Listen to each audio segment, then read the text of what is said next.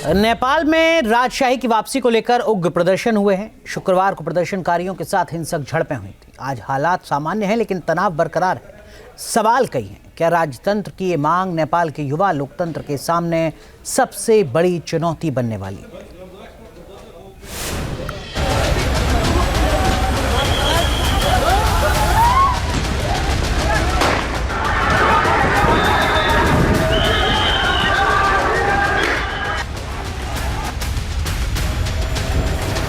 नेपाल में बवाल, हिंदू राष्ट्र के लिए उबाल। सड़क पर राजतंत्र के समर्थक, लोकतंत्र से क्यों उठा भरोसा? नेपाल की राजधानी काठमांडू की सड़कों पर शांति की वापसी तो दिख रही है, लेकिन एक ऐसा सियासी जलजला है जिसका कंपन लगातार महसूस किया जा रहा है। शुक्रवार को राजशाही की वापसी के लिए बड़े पैमाने पर प्रदर्शन किया गया था, लेकिन राजतंत्र के समर्थन का यह प्रदर्शन देखते ही देखते हिंसा और आगजनी का गवाह बन गया।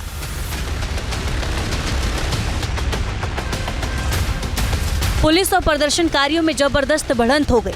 इस प्रदर्शन में आधिकारिक तौर से 10 से 15 हजार लोगों के शामिल होने की बात कही जा रही है, लेकिन अनुमान है कि प्रदर्शनकारियों की संख्या 30 से 35 हजार तक पहुंच गई थी। एक तरफ से पत्थर चलने लगे तो पुलिस की तरफ से लाठियां बरसने लगी। जानकारी के मुताबिक काठमांडू तिनकुने इलाके में बड़े पैमाने पर हिंसा हुई थी। एक रिपोर्ट के मुताबिक प्रदर्शन के दौरान 53 से ज्यादा पुलिसकर्मी और आर्म फोर्स के कर्मी जख्मी हुए हैं। शुक्रवार के हंगामे के बाद शनिवार की सुबह तक काठमांडू के कुछ इलाकों में कर्फ्यू लगा दिया गया। पुलिस की गश्ती बढ़ा दी गई। हालांकि हालात के सामान्य होते ही कर्फ्यू को हटा दिया गया है, लेकिन पुलिस पूरी तरह से सचेत है। नेपाल के सियासी दल भी इस प्रदर्शन के बाद अलर्ट मोड पर नजर आ रहे हैं। पूर्व प्रधानमंत्री पुष्पकमल दहल प्रचंड ने हिंसा प्रभावित इलाके का दौरा किया है।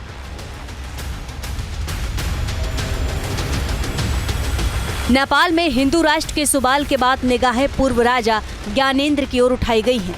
नेपाल पुलिस ने दुर्गा प्राइसी नाम के शख्स को भी प्रदर्शन के लिए जिम्मेदार ठहराया है, जिसने प्रदर्शनकारियों का नेतृत्व किया था। कुछ दिन पहले ही दुर्गा ने ज्ञानेंद्र से मुलाकात की थी।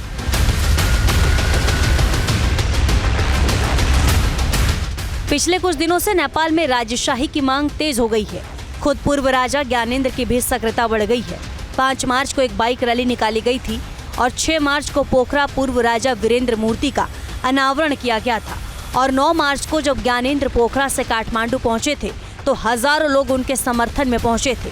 और जब वो काठमांडू लौटे तो समर्थकों की संख्या पर हमें अपना राजा वापस चाहिए के साथ ही संघ गणतांत्रिक प्रणाली समाप्त करो जैसे नारे लिखे हुए थे। कहा जाता है कि पूर्व राजा ज्ञानेंद्र की इस सक्रियता से ही राजशाही की वापसी की मांग को ताकत मिली और 28 मार्च को प्रदर्शन का व्यापक स्तर तक पहुंच गया।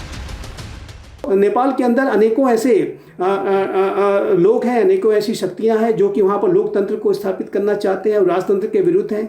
लेकिन राजतंत्र के समर्थक भी बड़ी संख्या में मौजूद हैं जो कि स्पष्ट रूप से सड़कों पे दिख रहे हैं। लेकिन यदि उनको जनता का व्यापक समर्थन अगर कहीं से मिलता हुआ दिखाई दे रहा है तो वो सिर्फ इसी वजह से है क्योंकि लोकतांत्रिक जो सरकारें हैं वो नेपाल की जनता की जो मूल समस्याएं हैं उसको एड्रेस करने में नाकाम साबित हुई है।